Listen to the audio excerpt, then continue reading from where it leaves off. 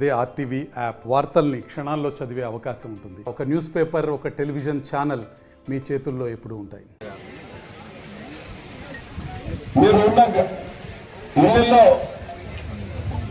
Current bill కట్టుతున్నారా, water bill కడుతున్నారా, voter ID card ఉందా, Aadhaar card ఉందా అని చెప్పి కూడా మేము అడగడం జరిగింది. అన్ని విధాలుగా ఉన్నామని చెప్పడం జరిగింది. కాబట్టి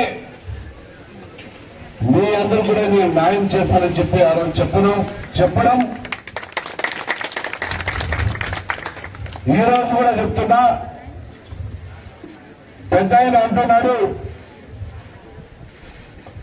30 సంవత్సరాలకి లీజ్ అని అంటున్నాడు. ఆ 30 సంవత్సరాలకి లీజు ఎంతో మంది కష్టపడి ఆ పిల్లవాళ్ళు కుటుంబంలో ఉండి ఆ పిల్లల్ని సంతానం కలిగించుకొని నాకు ఇల్లు కావాలా, నాకు ఈ స్థలం కావాలని చెప్పేసి ఆ రోజుల్లో స్టార్టింగ్ లోనే ఇక్కడ ఇల్లు కట్టుకునేటప్పుడు అబ్జెక్షన్ చేసి ఉంటే ఇక్కడ నివాసం ఉండేవాళ్ళు కాదని చెప్పేసి నేను అనుకుంటా. కానీ దాదాపుగా 15 సంవత్సరాలు అయిందే, 22 సంవత్సరాల నుంచి ఒక వాళ్ళు ఇల్లు నిర్మించుకొని ఆ రోజుకి ఈ రోజు కూడా స్వతంత్రంగా బతికేటప్పుడు కొంతమంది ఇది నాది అని చెప్పడం కూడా దురదృష్టకరం, బాధకరం. కాబట్టి మీ అందరూ కూడా మాటిస్తున్నా, ఏదేమైనా లీజు కాదు, మీరు ఏ విధంగా ఇళ్లను నిర్మించుకున్నారో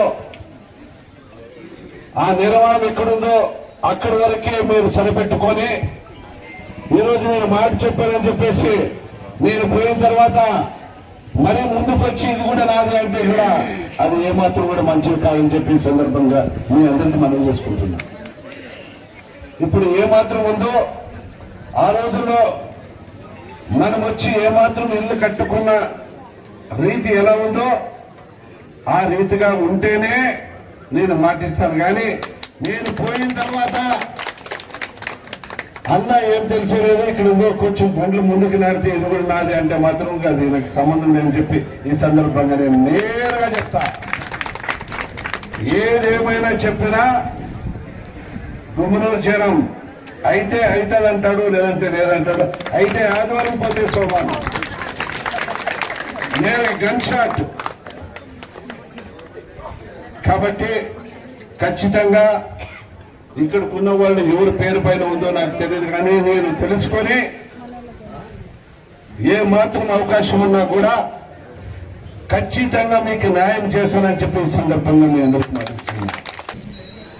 ఎస్సీ ఎస్టీ బీసీ ఎస్సీలకు అంబేద్కర్ భవనం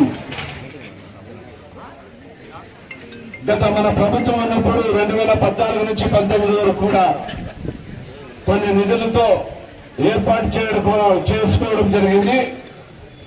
తర్వాత గత ప్రభుత్వం వచ్చిన తర్వాత కూడా ఇక్కడున్న నాయకులు ఎవరు కూడా మన ఎస్సీలు పట్టించుకునే దాఖలాలు లేవంటే ఇక్కడున్న పరిపాలన చేసే నాయకుడు ఎలాంటి వాడు అని చెప్పేసి ఒక్కసారి గుర్తుపెట్టుకోవాలని చెప్పి ఈ సందర్భంగా మనం చేసుకుంటున్నాం.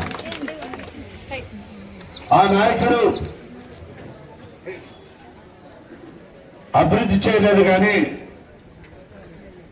ఆ నాయకుడు దౌర్జన్యాలు చేసి ఆ భూ ఆక్రమించుకునే పరిస్థితిలో ఉన్నాడు. కానీ మీరు పేదల్ని ఎప్పుడు కూడా ఆదుకున్నాడు అనే దానికి కూడా ఎక్కడ కూడా దాఖలు లేవని చెప్పి ఈ సందర్భంగా నేను మనం చేసుకుంటున్నా.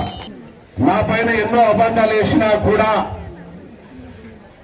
ఈయన గుమ్మనూరు చేరాం దౌర్జన్యపరుడు, ఈ గుమ్మనూరు చేరాం అన్ని విధాలుగా ఆయన వస్తే వీధుకు రౌడీలు అవుతారని చెప్పడం కూడా ఎన్నో విధంగా విమర్శించడం కూడా జరిగింది. నేను ఎమ్మెల్యే అయ్యాను, మీ ముందు వచ్చాను. మీ ముందు వచ్చి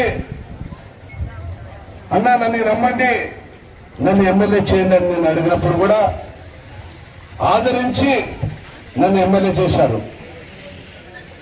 కాబట్టి ఇప్పుడు కూడా నేను ఎలా ముందు వచ్చి ఓటు అడిగానో నేను ఎమ్మెల్యే అయినా కూడా అదే రీతిగా ఉంటానని చెప్పే సందర్భంగా